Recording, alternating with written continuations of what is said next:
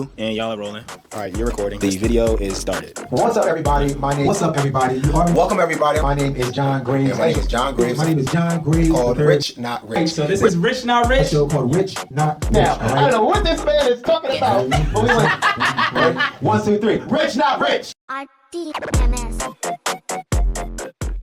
We are back for another episode of Rich Not Rich. We are so excited to have some of Philadelphia's greatest, most influential, creative, positive people in the space. To my left is none other than Terrence Harris. All right. Now I met Terrence. It feels like I've known him for a long time, but truth be told, I've only known you for almost a year. Going on 2.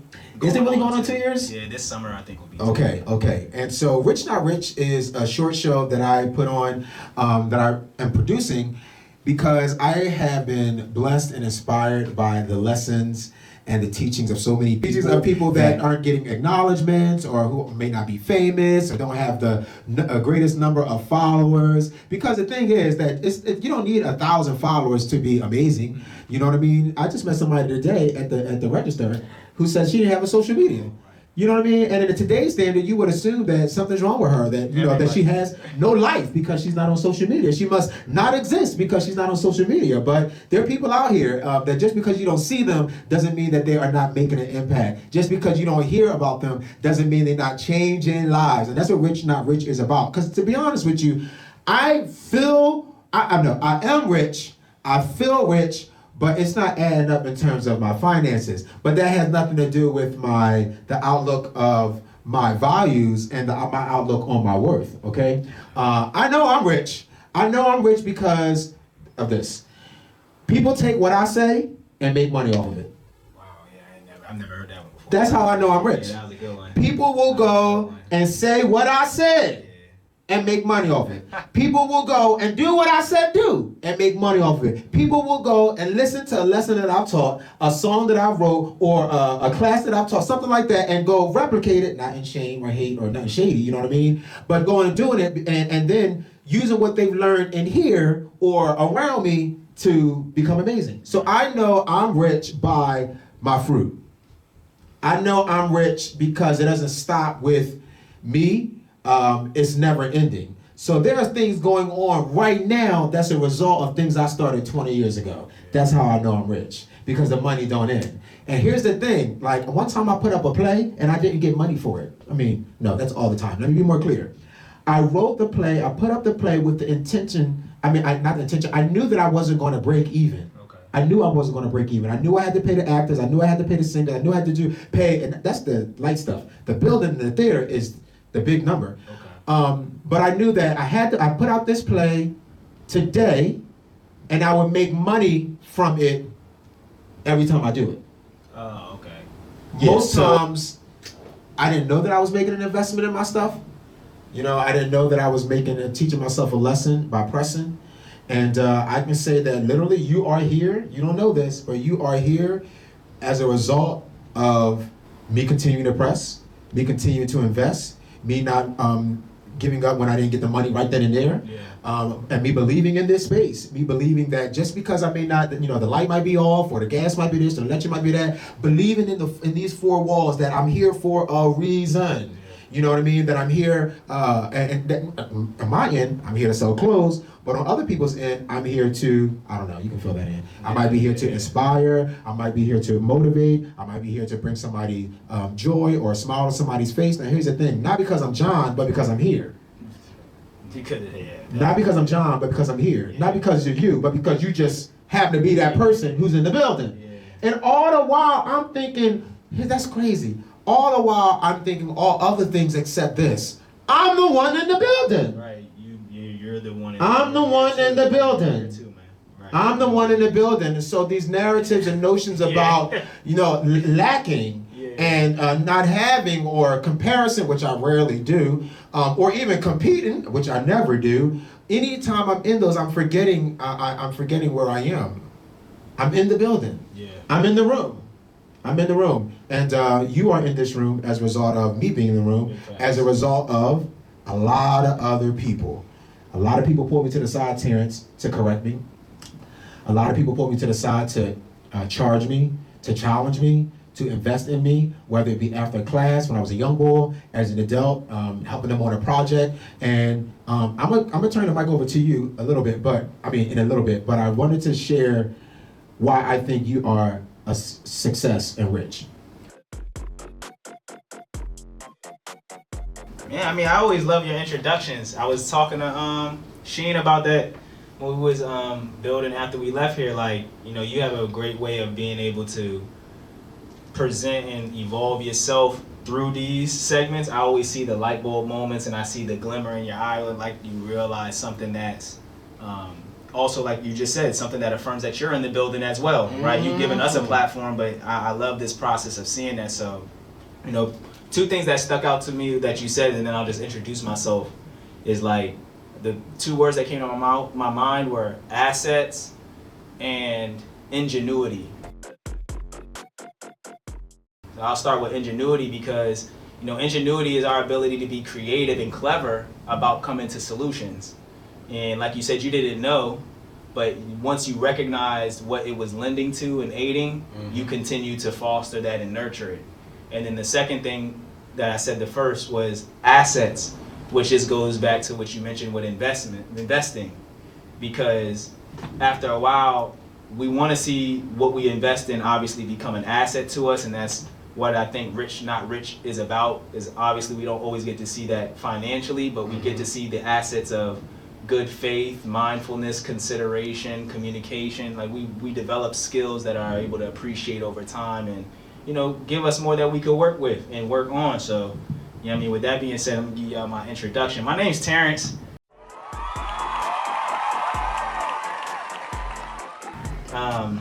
You know, I'm very grateful and I'm thankful and thank you for having me here because I've been shooting on the camera for this show. I'm the marketing coordinator at Here's the Cool Stuff. And my journey initially started here in Philadelphia about 7 or 8 years ago, or going on 8 years ago, so that I could start my creative journey. So, you know what I mean? I'm excited to have this conversation so that I could instill and then also be able to share some of the wealth that I've acquired on this journey. You are a sponge, and there's been a lot of people that have been here, and all of them have been blessings. Everybody's different. Some people get more than others, and that's why I say you're a sponge. Your setup and your breakdown is what I want to talk about. Because there's some principles that you walk in and that you align yourself with that you don't know you do. It's just like, there's a name for this? It's kind of that. There's a name for the stuff you do. And I talked to you about it before. So there are ways to achieve, but there's many ways, you know what I mean, to get to somewhere. But I always start with this scripture in Matthew. Don't get me, I don't remember which one it is, but it talks about a master, and most people talk about this sermon or scripture and it related to talents and related to gifts. That if God gives you something, you utilize it so that when if and when you pass or you meet him in glory, he asks you, what did you do with the stuff I gave you? And your answer should be, I did well with it. You know what I mean? That's how most people really talk about that scripture, which is one of the ways you can break that thing down. Yeah. However, it begins with something I want to talk about, which is a master gave money to a slave. Yeah.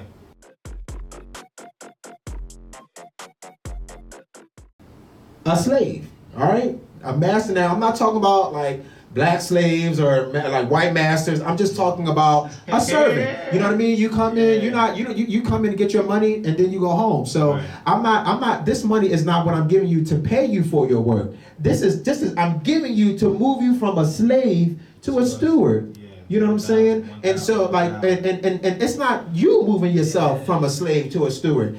Now that's why I say I would have never called myself a slave. Respect. You know what I mean? Yeah. But now that I have a word for it, I see it in that scripture, I'm like, you know what? There were many years I was a slave, a righteous slave, meaning like I loved helping. Yeah. I loved serving. And that was not because of any other reason except the energy that I had in my body. I needed to do something as a young boy, and a lot of things that the arts was about, I was able to channel my energy. So that state of being a slave positioned me to be a steward. Big facts. You know what I mean? Yeah. And that's what I see in you. Yeah, man. I see not a slave, I see a servant. And I see a servant not for me, because you did that before I met you. Yeah. I'm new to this. Okay? I'm new to you. Yeah. And I want to say that what I'm saying is it's not about what he does here, it's about what I noticed he did before he got here, which is why I wanted him here. Okay? Because he's a servant. And a servant into stewardship. And what's after stewardship? Ownership. That's how that principle that works out. It works itself out. So it's not that you have to work so hard at building a business. Serve, and the business is being built. Okay. You know what I'm saying? After a while, like you just said, LLC. Not because you want a business, but because money is coming your way. Yeah, you gonna have by to cover default. right, you have to cover that. By default. You don't have to work so hard if you're in alignment. Yeah. You know what I mean? And in alignment means everybody got. You might be like, okay, your alignment is different than my alignment. Yada yada yada. Yes. But there's a basic principle to this alignment thing: slave, steward, owner. Okay. Okay.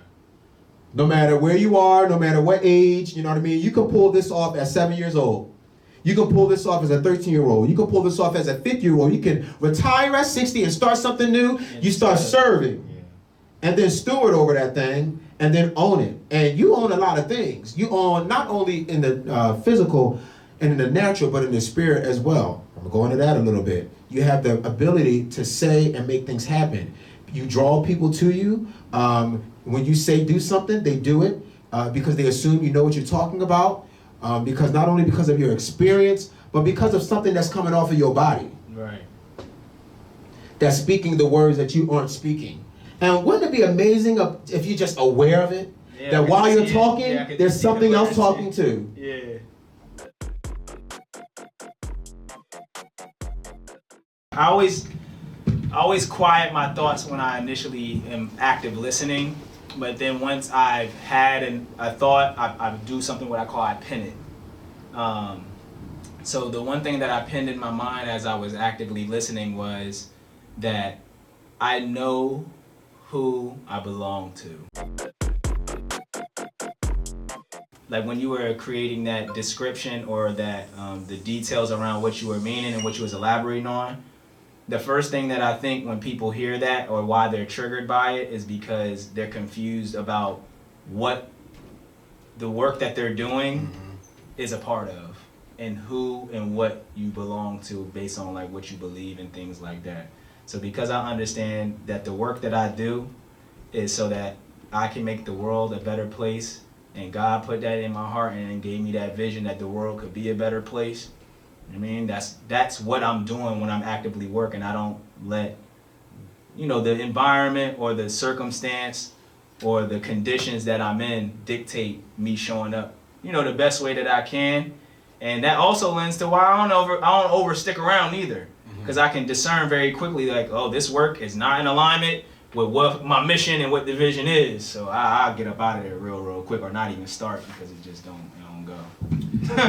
So, rich, not rich. I got you here because I think you're rich. Mm-hmm. What's your currency? The first thing that come to my mind was love, but I guess in the form of collaboration. That's how I issue the currency. So I have love, that is my asset or my currency, and then the way that I distribute that is in collaborations. Because even when I always thinking about stuff from the rough point of view, like when they don't go right, so that I can have I have ingenuity. So I use my ingenuity to look at things that aren't commonly looking well or like people would accept or would like to do, and then I go about it with ingenuity, and then that's where I'm able to find the value in any collaboration, even if the end result wasn't what I was looking forward to, or if the project didn't even get completed. There's still information about myself that I can extract and say why I couldn't motivate myself or others, or push the situation forward, or be resourceful enough, or be clever, or tactful and conscious enough. So that would be just the direct answer. Like, love is the currency, but I think just the caveat to it is, I issue that currency by collaborating with others, and then that allows me to reflect and gather, like you said, like a sponge in some kind of manner. Amazing. Rich, not rich. So this is not about money, but I want to keep it in that same theme, all right? So unless you win the lottery, you most likely got to make an investment for your money to grow. Facts. You know what I mean? So like in terms of your talents and your gifts, yeah, you were given them for free, but you had to make them grow. So what investments have you made over the years that weren't financial? And stick to the themes, like just themes, analogies. Okay. So what investments have you made to become this rich? I feel like the first thing that I really like, and I always go to the first thing, and I'm probably say that a few more times because I like to be intentional, but I also like to be transparent. I don't like to overthink these things. I like to just speak from the spirit of it. So like the first thing that came to my mind was the adversity. Like that's where I was making the investment. Like oftentimes when I was going through adversity, I have this line that I wrote when I was just coming out of poverty and living in Virginia, and like my environment was adverse. I had this one line I wrote one time. I was like, potato chips for breakfast, honey buns for lunch, something, something, something, but I still don't have much, right? But I honored that. I honored the fact that I didn't have very much, but I was intentional about where I was placing my energy and my money, and I was making a commitment to something greater than myself. So I was willing to eat honey buns for breakfast and potato chips for lunch. You know, something, something, something. I ain't had much, right? It was just me affirming that I know that this condition or this state that I was in wasn't like going to last forever. But it was all those adversity moments that I will always, I guess like you said, make that investment to myself, the future me. Like, all right, this ain't happening to me because like, you know what I mean? It ain't supposed to be happening to me. Like, let me really, really take inventory on like why this is happening to me. Is it because I don't have the support system? I didn't communicate my needs well. I didn't prepare for this. I overspent that. I should, you know what I mean? Just being more accountable, like what's in my control that I could do about this. And then, like I said before, and I really want to talk about it as well. I'm more than sure it'll come to a point where it becomes more relevant, but it's like being super aware of what they formed against you, not aware of like making it your focus, but being aware that it don't like you. It don't want to see you win. It don't want to see you grow. It's forming this stuff against you because it don't want your gift to be nurtured. Like, so I'm really, really big on like being a fighter, you know what I mean, through adversity, not just crying or, you know what I mean, complaining or escaping it. Just like, nah, we fighting this. I'm going through this joint with tenacity, like with vigor. Like I'm like excited to get challenged by it. At this point, you know what I mean, like that's really the investment, is just constantly making sure that I show up in front of adversity and make myself better and own the state or the spirit that I have. I'm taking ownership and protecting that. You know, I ain't taking this from me.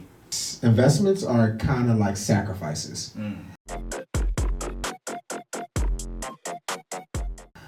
Except sacrifices, you may not be looking to get something in return.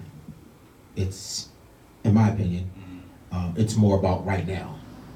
Whereas an investment is right now and later. Yeah. Okay? I have made some sacrifices to do this. By this, I mean own a store, own a company. So could you share some of the sacrifices that you made and what those, specifically the sacrifices that yielded themselves to your wealth? I feel conflicted saying this, but I want to be honest and, like I said, transparent. I feel like the initial sacrifice I made that I consciously made was my family and friends. I didn't want to move. I didn't want to be replanted. I didn't want that personally, but I loved my family and my friends so much that I knew I had to just like replant myself in a different soil so that I could bear something that they could actually, you know what I mean, eat and use. So it's like, if I would have just stayed where I was at, you know, my life was in danger, as well as we were all stuck in like a pattern or a cycle of behavior. And then same thing with my family. They only had one direction, one set of assistance or advice they could provide me. And if I ain't do that, then everything else kind of seemed foreign. They were like, go to school and then join the military. We don't even want you to get a job because my family military. So they're like, be military, because being a civilian still don't lend to the privileges and opportunities you could get. So it was like, really be military. But then I just witnessed, like, I grew up in it. I'm like, I'm seeing what it did to everybody. And I'm like, this not going to solve our problem. So I was just really intentional on, like, I'm going to have to do this on my own. And then I'm going to have to, open up a door, create some, what they call those little raft boats or some form of access for y'all when y'all ready. You feel me? But I couldn't. I had to I haven't seen my dad in 11 years. You know what I'm saying? I haven't seen my mom probably in like the last 6 years. She flew me out. And a lot of my friends, some of them, since I've left, we was already, catching cases and losing our lives, but that hasn't changed. Like a lot of my friends back home, they lost their lives, they be in jail, they battling, depression or abusing substances, like, so it'd be hard. That's the sacrifice that I just had to make. Like, that's the one thing that I ever look back on and say, like, that's what I knew I had to sacrifice at that time to be here. So you do a lot of things, Terrence. Social media, branding, you're a poet, you're an artist, clothing designer, among other things. I won't spend the hour listing all of your roles, okay? Yes, but you are talented. And so you work with a lot of people. What is something you see people do wrong a lot in your field? Yeah, music gave me all my opportunities, so I'll start with music. Like, the one thing that I see them doing wrong is a lot of people be lying to themselves. Like, you'll try to have a real transparent conversation or honest conversation with an artist, and they'll just lie to you. Like, they won't tell you what they really after. And I've talked to 1,000 artists now. And so when I hear a pattern or similar notions or suggestions, and then, people typically want a traditional route to fame or fortune. But if you ask them that, they'll say that that's not what they're doing. I want to help the kids. I want to give back to my community. I want to set my family business, right? They'll tell you all of these things, and I've learned that I think I have that influence on people. People will get super pro-black on me, super spiritual, because they know that that's what I want to hear. But then they'll go to the next person and talk about something else that they're willing to do to get that money or that free space or that free video. So I just noticed, like, that's the one thing that I notice artists do wrong is they just lie. And if they told the truth, their audience prefers the truth. They really want to know what you're going through genuinely. They want what you're going through to reflect what's in your music and, like the people you keep around you. And even if you're struggling with that or having a hard time with that, they want to know. And shouts out to Mr. Lemire, right? Because he gave me a gem as far as, like, there's a balance to that. You don't want to just lend yourself to the emotional reaction or the needs of everyone else. That's not what I'm saying. I'm saying be yourself, work through the adversity, work through the challenges, be honest with yourself. And when you cultivate and, recognize what it is that you feel like is of value to the people that you are serving, then you can provide that. And then you keep your shoe size and what's in your pantry to yourself, whatever you want to keep. But, like, artists just be lying. That's so I would crazy. say that, I was going to say it's not just artists, but I can stick with the artists. And I would say, I know you're not literally saying lying. You know what I mean? Like, I know you're not calling an artist a liar, although some people lie. I would say it's not about the conversation with you. They just lie. And I can say that because I spend a lot of time with artists. I'm not saying all artists are liars at all. I'm just saying that if people, and these are certain kind of people, there are exceptions to the rule, all right? Yeah. You know what I mean? But some artists are still in the phase of finding themselves. A lot of artists are still in the phase of figuring out what they want to do and approaching and going about attaining it the wrong way. And yes, I say the wrong way because they're making it up. Yeah. You know what I mean? Instead of going to ask somebody who did it before.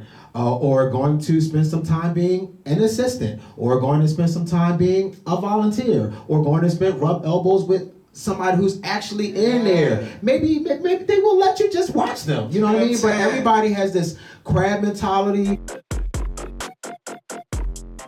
I don't want you to steal my stuff. I don't want you to see my stuff. I can do it on my own where nobody's actually going anywhere. You're performing in front of the people who are just like you, not going nowhere and doing the same thing over and over and over and over and over and over again.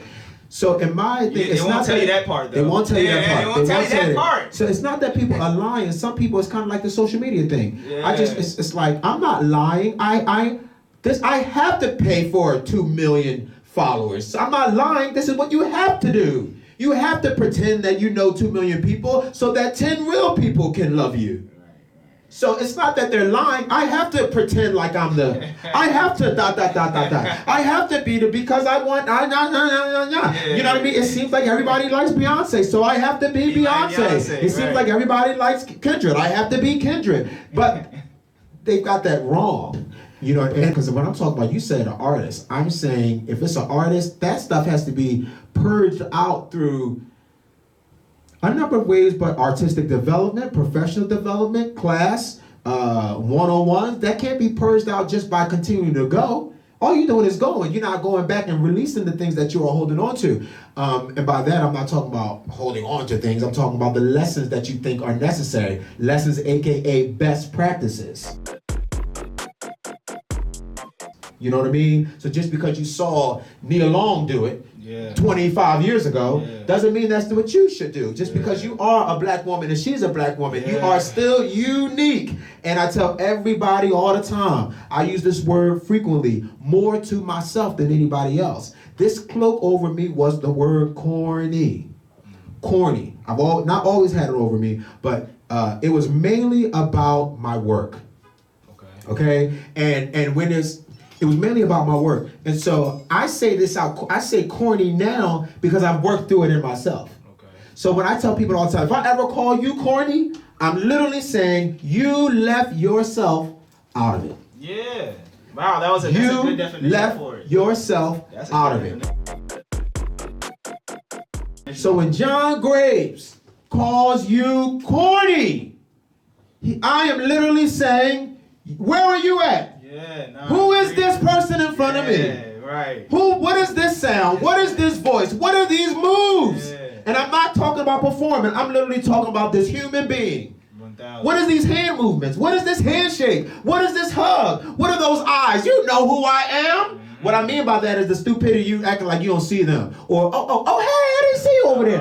That kind of thing. When you walk into a room, go see who's around and go speak to everybody you know. Right. That's how you build a community. That's how that's the quickest way you tear off the layers of being somebody else, by jumping into the pool as yourself. Yeah.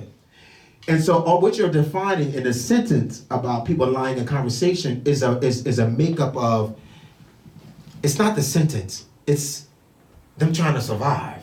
It's them trying to live. It's them trying to make it. It's them trying not to give up. It's them trying not to feel less than. It's them trying to be heard. It's them trying to tell you, I want you to see me. Big facts. You know what I'm saying? I'm not saying this right. Yeah, but that's that energy. Yeah, you know what I mean? That's that energy. And if I gotta lie to everybody I walk to, if I go to her and she said, hey, I love cheesecake. You love cheesecake? Yeah. Go to him, I love chocolate cake. You love chocolate? Yeah. Meanwhile, I'm allergic to chocolate cake. But it doesn't matter. It doesn't matter. I'm willing. But so some of the people are operating that. And the sad thing is, you don't have to do those things if you go listen to people who've done it before. Right. But they don't say that on social media. You know, brother, I don't know if I actually saw that post or heard anybody say anything like that. You know, of course they say go get help from interns or volunteers, but like, why wouldn't you literally go to somebody who's doing it? Which goes back to what I always, like what you introduced me as. That's my latent, direct way of going about things. That is how I go about it to obtain my wealth and to pour into myself. Is like, let me go listen to the person who has some idea or experience or accomplishment or willingness to share their experience with me so that I know. Let me start there, and then I can iterate on how that, reflects me. And how you can add to... Yeah. I was snapping at you. L&L, listen and learn. listen and learn. It's kind of like I had to check myself in conversations because I didn't mean to be so to jump on everything. What I mean by that is I think I'm listening, but I wasn't listening. You know what I mean? And I thought my big way of listening was relating. And so I think that listening is not relating. And I was doing it at the same time. Listening and relating, which meant I already know what you're talking about, and I'm ready to say what I need to say. Yes. But I haven't even let you get your whole thing out. You know what I'm saying? So, for example, you might know a lot about you do know a lot about social media. But what I love about you is when you came in here, you wanted to learn how we use social media first before you came in and threw it at us and said, this is ...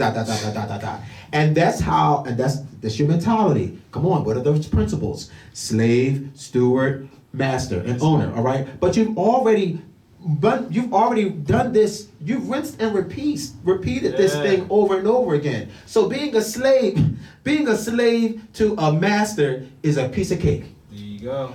I'm waiting for somebody to say, like, would you like to assist direct or like, please. You know what I'm saying? Right. It's the other people who are like, I want the top. Listen, I have tasted of. It's not all. The top it's not all. right. Exactly. You know what I mean? It's lonely over here, and somebody got to pay for all these bills, and somebody got to be not liked, and somebody got to be the bad guy, and somebody got to do. Somebody got to Somebody got to tell you what's not right. Somebody got to tell you what's wrong. Somebody got to be hated. So do you want that or not? You know what I'm saying? And so people want these things and want to attain these things without understanding that there are other things that go along with it. And I think that the best way to learn it is by rubbing elbows with people that do it. Some people think they do, but let me tell you, like, if you listen to this, might be you. Some people think they are rubbing elbows, but if this comes up within you, for example, if your sister is a lawyer or your neighbor is a lawyer and you don't want to go to them because you don't want them to know your business, or you are afraid of failing, or afraid of them saying, or you're like, I want to do it my way, I want to do it on my own, because that's mentality. For example, I'm sure my brother wouldn't mind me saying this. On this wall, 90% of his art. I got 2 pieces up here, but 90% of his art. When I first got here 10 years ago, I said to Jabbar, put your art on the wall. Yeah. Put your art on the wall, sell your art. And he said, no, I want to do it my way. Right. That was his words. 10 years for. Meanwhile, he ain't got no wall. There's no way. He ain't got no wall. Right. At that time, he didn't even have a home. He was living with his parents, with our parents. So, but your mind, all you see is, I don't want to do it with him. Or I don't want to do it with her. I don't want to be associated with her. Or I don't want to be associated. You're not associated. There's a word called collaboration. Yeah. And it's okay for you to sit here and me to sit here, and you still own your thing, and I still own my thing. Absolutely. You know what I mean? So I would say to everybody, like I said to my brother, where are those walls you could put up your art to, instead of holding your stuff until you find the wall? The wall, right? The wall. Everybody got walls for you to put your art up on. And you just went, no, I'm waiting for my own wall. Now you 25 years later, no wall, and just a full of dreams that never came into fruition. Yeah. All right, so we've already just been busting it up and chatting about some, what I would say, cool things as it relates to principles. My whole life is built up on collaborations, and it's just been how I've been doing things since I started. Because can you do a play alone? It's called a one-man play. You have to collaborate with every performer. And then after the stage, I always needed help. I needed, when I went on tour, in hotels, you need help. And I know what it's like to not want to ask for help because of the many no's. And I know what it's like to not want to ask for help because you don't want nobody in your business. And I know what it's like to not want to ask for help because you want to do it on your own. And after all of these things that I've tried, the best option is always to ask for help. You get better at asking for help. And you also get better at hearing no. And then the no's go away. And then no's become just redirection. So you have to practice putting yourself out there. When I'm teaching art class, I call it crossing the line, like stepping over the line. If there's a line in the sand or a line on the floor, you got to step over that line, and that's where you go. A lot of us stay behind the line because it's safe. And even we try new things, but it's still behind the line. We'll take a class, but it's still behind the line. We're doing all these things, resolutions, but it's still behind the line. You know what I'm saying? And so Rich Not Rich is about jewels, tips, and gems from people who are just like you. Just like you. And this is not about like, what was me? Some people literally think that they're the only one in their situation, or they think that because I have a space, I must got it going on. In fact, before you tell your story, let me tell you this. I went into a grant session as a applicant. I got to the table. They asked me my name. I said John Graves. They said, okay, follow me. I followed them with the rest of the people, and I go into a room. There are people on one side and other people on another side. It took me 15 minutes to figure out I'm on the wrong side.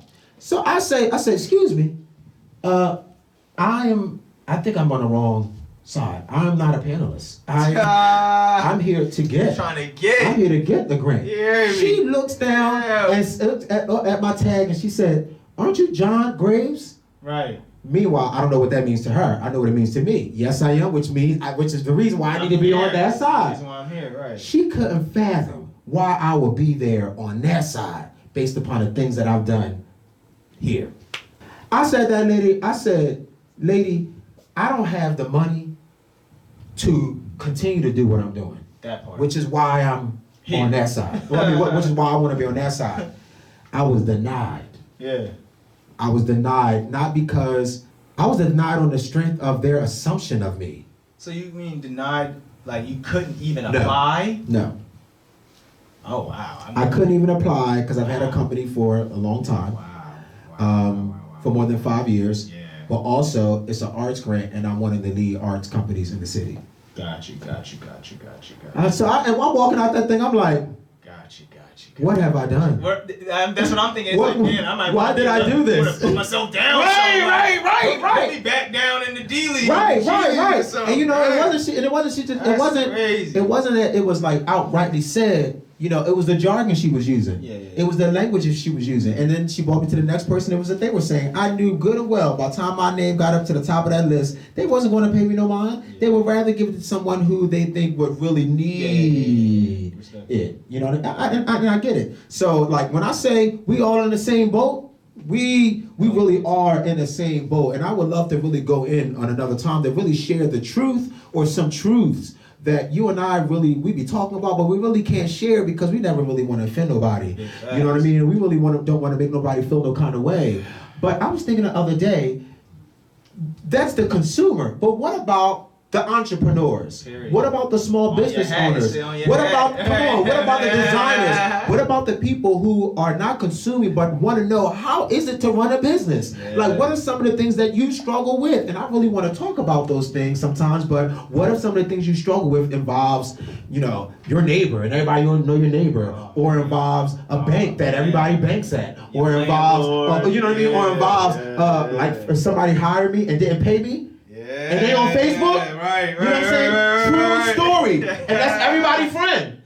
And that's everybody's friend. That's their mom, that's their pastor, that's their apostle. You know what I'm saying? But I can't say your apostle did me dirty. Or did my, you know what I'm saying? There's so much I want to say, not names at all, but how to navigate these stressing time or these pressing times as a small business owner, because, you know, having a store doesn't mean I have it all. You know what I mean? I'm actually paying for this. It's not paying me. You'll never believe that. I don't think you believed it until I showed you my bank account that one day. And I showed you, nigga, listen. Here's the cool stuff bank account. Negative this, negative that. Don't look at my smile. Don't look at my clothes. What you see is grace. You see God's grace. You see God's faith over my life. I mean, God's favor over my life. You see my grandmother's answered prayers. You see the answered prayers of my mother, my father. You see peace. You see joy. You see love. That's what you see. You see the result. Yes, you see that kind. You see substance. You see value. You see worth. You see lessons. You see blessings. You don't see what you think you see. You know what I mean? And the people who do see it, they see it. Not to be like, you know, oh, I ain't got this. No, but really to say what you see is not what you get.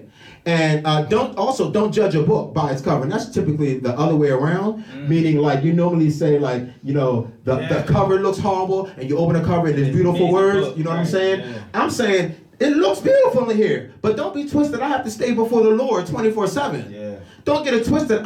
There are many days I'm like, I don't know. I didn't make enough money. There are days we don't make any money. You know what I mean? And we have to make a decision to keep going, to believe. And I have to send out emails. Sorry, I didn't make enough money. I can't pay you this time. Or sorry. So there are levels to this. And if you're going to be if you're going to own something, or if you're going to put yourself out there, you got to make that investment and you got to make that sacrifice. And the sacrifice is, the biggest one is, I'm continuously making the sacrifice of myself, because somebody has to be the bearer of bad news. Right. Somebody has to pay the citation. Somebody's got to pick the ticket up. Somebody's got to clean this poop off the floor. And I had to come in and on cement, poop on cement, like this watery, not solid poop. Watery poop.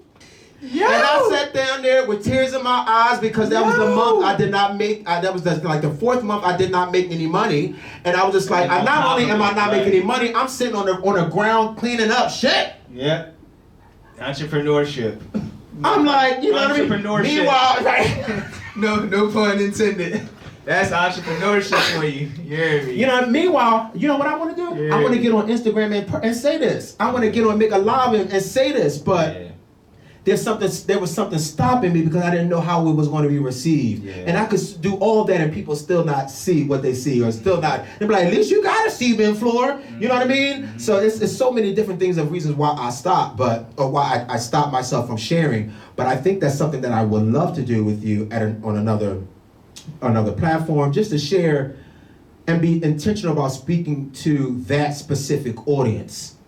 You know, not for the whole world to see and be like, all these guys doing is just talking about what's going wrong. Yeah. But I never hear anybody talk about what's going wrong. Right. Everybody on Instagram is acting like they got 7 streams of income, make $1 million, 6 figures. 200. Right. I'm like, who out here is struggling? Who out here is really putting in, like, who's got their bare feet on the ground, like standing on business, not in a suit, but like in old clothes, recycled clothes, and you bring the people along? Who's out here doing that? And they out here, bro. The misconception is it's not cool to put that part of your journey. The misconception is that it's not cool. To put that out there. Yeah. All right, T, could you, you had a story, and then we're going to do the questions. So I'm going to put down the mic and let you go. So, you actually kind of segued it very well when you were just talking about, having something deposited into entrepreneurship. You know, what does that look like? How can we deposit and invest in that? So before I came up here, I actually tried to go to college. And I say try because I didn't want to go. I just knew it would make my parents feel like I was doing something meaningful and important. And so I already had a background in computers. So my goal was, I'm gonna just go and get an IT degree. I know how to do everything on the computer. All we're gonna do is probably build some computers, open up some files, do something that I already know how to do, which is a skill you needed at the time, but I already know how to do it. And my first class was a Psychology 101 class. And hopefully Ms. Jones still watches my stuff. I'm pretty sure she'll see this if I share it to her, because she was the first. I came to her class. It was Psychology 101. And you know when you fill out one of those worksheets that's like, who are you worksheet, so your teacher can get to know you a little bit better. So I'm filling it out now. Mind you, I had just newly became aware of some spirituality and where I based my faith in, and just making more space and attention to how I wanted to worship at that time. So she asking the questions, and all my answers are, serve God better. God. It's all up in the paperwork. So, and I don't know what the other young lady wrote, but she took two. It was probably a 17-person class, maybe 13 to 17 people. She took me and someone else out, and she said, I need to talk to y'all. Man, when I tell you Miss Jones gave me she deposited words into me that I had no clue what she was talking about at the time. I mean, I didn't know what even to take of it. It seemed actually very spooky at the time, right? She said, I just want to keep it a being with y'all, and there is going to be a great division in what is known to be righteous and unrighteous in this world. And you're going to be a part of that. You're going to be a part of sharing people the goodness of this world, and you know, you don't even really need this school thing, but this is a part of you learning more about what you need to learn, and et cetera, et cetera. And I was like, don't tell me that I don't need to be here, because I just got myself to be here. But I will never forget Ms. Jones told me that I was going to be a part of something very large, that it was going to be spiritual, and there was going to be warfare. And I didn't know what she was talking about. But she was like, you're going to be called. And since that day, my life has turned into that, because I owned it. Like you said, I was a slave to the situation, and then I became a steward. And I will never forget those words, because ever since then, my life has been of stewardship, and it has been of blessings and full of the signs of God in my life. That these are things that my imagination and that the world could not conceive or be ready for me to experience. It was just so unearthly oftentimes how my life was arranging itself. So that was the story I wanted to share, because ever since then I've always walked in that path of, I know that I'm a part of something larger, that it's spiritual, and that I had been called, and that nothing in this world could deny me of that it was already written that way. So shouts out to Ms. Jones. You know what I'm talking about? Because she's the one who planted that in me early on, and that was what started my entrepreneurship journey. Like, because I knew then, it's like, yeah, I went through school, and, you know, funny enough, my mom hates when I tell this story. My parents couldn't sign my financial aid for their own personal reasons, and so I had to stop going to college anyway. After the first semester, mind you, I was doing really good, but I couldn't finish because I needed the financial aid. And that was when my entrepreneur journey I just grabbed it by the horns, and I said, this is what we doing. You know what I'm saying? Like, I'm not turning back. And then I met a producer, and then I got to Philly, and then I had to spade and everything. Just, you know what I mean? Since then, now I'm here. You feel me? I think, it's not that I think, I know that you are, any success you have is because you bring yourself to the table. Whether it be your knowledge and experience, you don't leave anything out. And you don't leave anything behind. You know what I mean? All the things, and you do it with grace, bro. You do it with grace. You typically hear grace with ladies. You know what I mean? Yeah, no, that's a fact. You know, you never hear about That's men a fact. walking in grace, Yeah. or even men being gentle and meek. You know what I mean? But that's powerful. That takes more strength than anything else, to be gentle. Yeah. And to be meek. And you do it all with grace. And I know that like I said, I know that you're successful because you bring yourself to the table as you are, which is so authentic.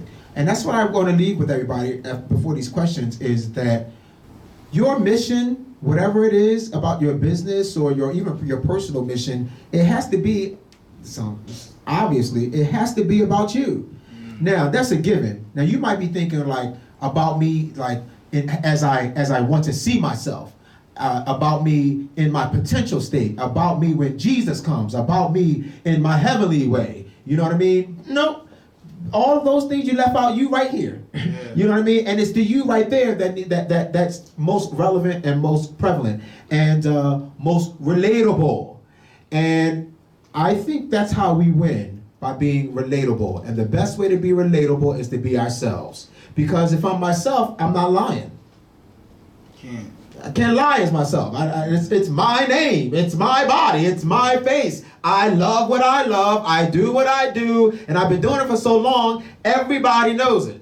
I've put in stone, I've chiseled in stone my passions. You know what I'm saying? I am what I am. I am who I am. And it is what it is. Okay, so since we were talking about authenticity, let's talk about the price of authenticity. Have you ever felt pressure to compromise your values to achieve success? How did you navigate that? Okay, and... Yeah, this was the part I meant before where I said we're going to circle back around to it, where it's like, I started getting real comfortable with no. You know what I'm saying? So there was a lot of times that I felt like I needed to compromise or conform my authenticity, especially running a business, because if I can't get everyone to cooperate, then there's no productivity.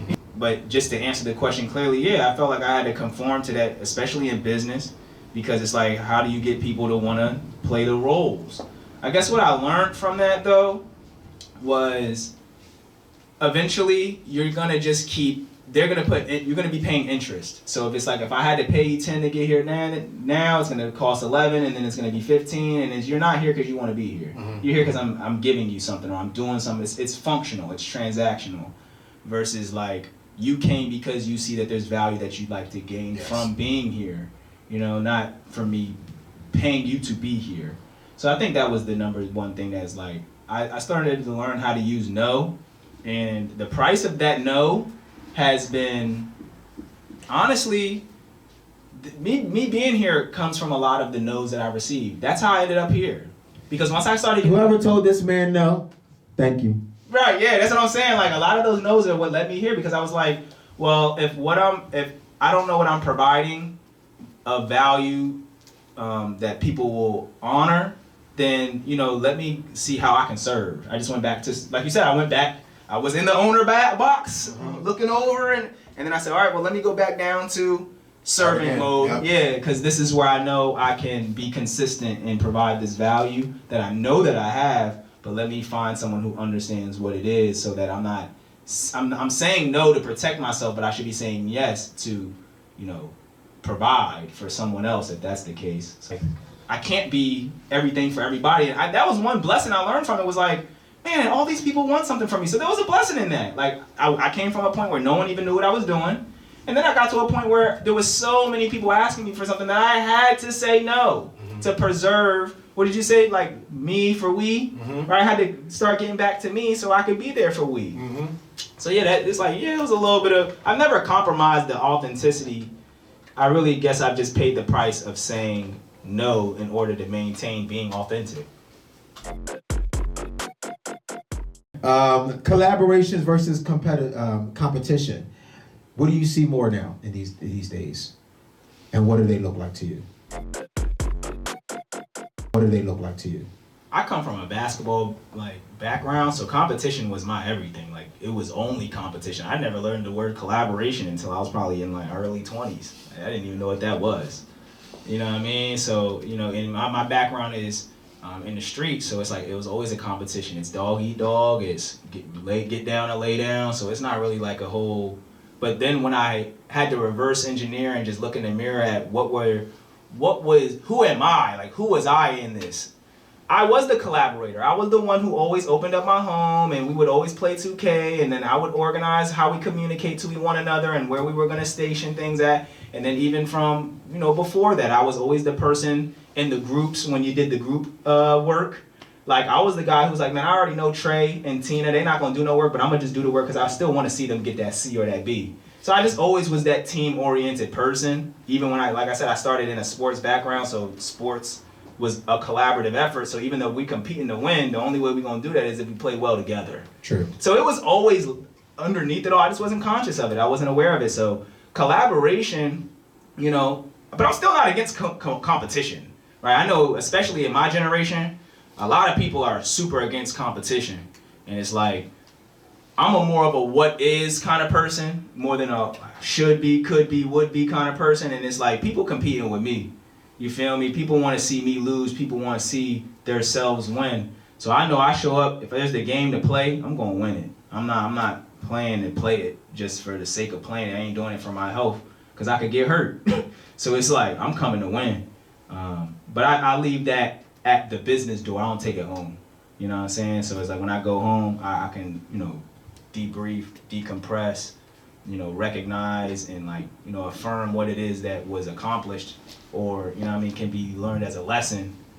But yeah, I come to win. I'm coming to win. So it's a balanced state. I'm definitely super big on collaboration. That's my currency, as we mentioned before. But yeah, competition is still very much prescribed. What's one thing about your industry that you wish you could change overnight? We don't have to leave. Gotta leave some things behind. Like, I've learned a lot in my industry that everybody wants to take everything. I was telling a joke before this where I was like, I got just files of content that I just hoard. It's like I'm still learning and practice that. It's like, you gotta let some of this stuff go. It can't all go with you. And that's like a cliche that people say about money.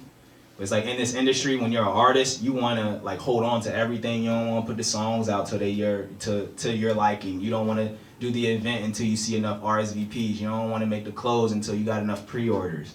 it's like, man, you already let this stuff go. Like, you gotta just let it go. When you think about your legacy, what do you hope people will remember most about you? And the second part of that question is, what do you want people to say about you? So as far as it's concerned for everyone else, my biggest goal is that I really wanted my legacy tangibly to be, I wanted to show 100 creatives how to make their first $100,000. Exactly. That's Yes. Yeah, Yeah, I'm not saying that's a wrong answer. I got excited, and I want to be one of those people that make one of them. Yeah. I want to help 100 creators make their first 100,000, including myself as well. But that's my legacy play. Yeah.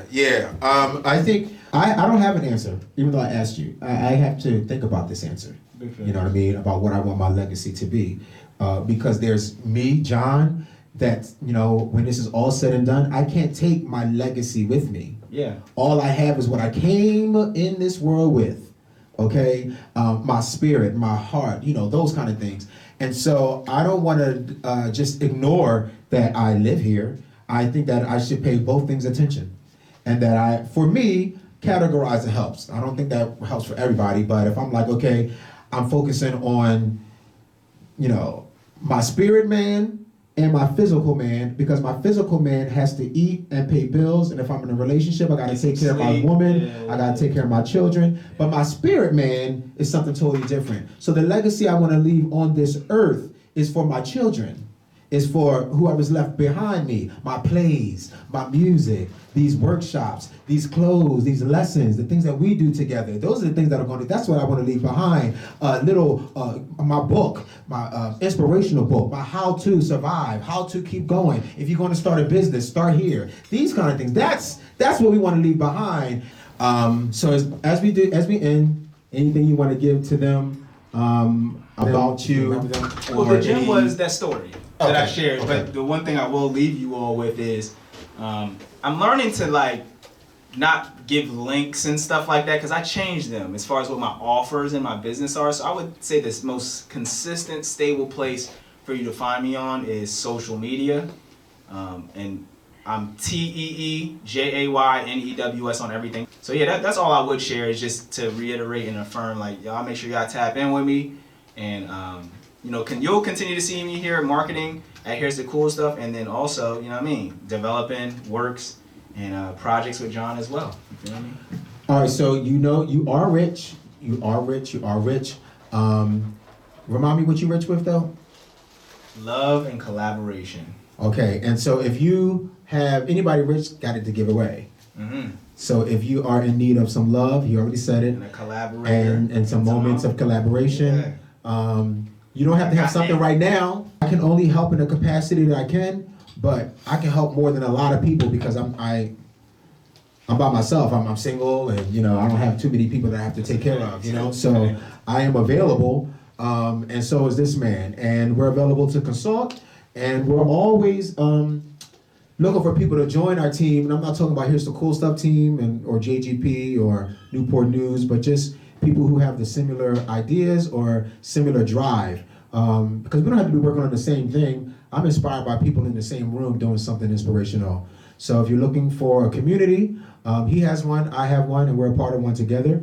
And Philadelphia is lit with creatives and artists. But one thing I want you to take away from this that I said is that about the lying thing. Now, the lying thing is, I'm not calling anyone a liar, and I want to put myself there and talk about how it's not always what it seems, and that I don't always put out everything because I don't want to be offensive, or I don't want to sound like I'm complaining, or I don't want to give way to shame, or I don't want to give the enemy an opportunity to do something I didn't count on, you know what I mean? So, but once you can flesh all of those things and you test your spirit and be like, no, you're good, and now it's just time to share. Like, I can share stuff from 15 years ago, you know what I mean? Because it's necessary so that you don't go and do those same things. And so rich, not rich, you're only rich because you lost some money.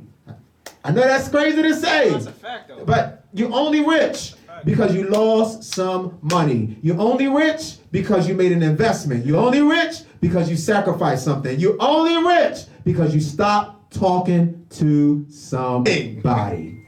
I'm done. That's the message. That's That's it. Thank you for watching Rich Not Rich, a part of JGP and Here's Some Cool Stuff short shows. Stay tuned for more on our YouTube page or our social media links on Facebook, Instagram, and TikTok. John Graves, Rich Not Rich, and 1, 2, 3. Rich Not Rich!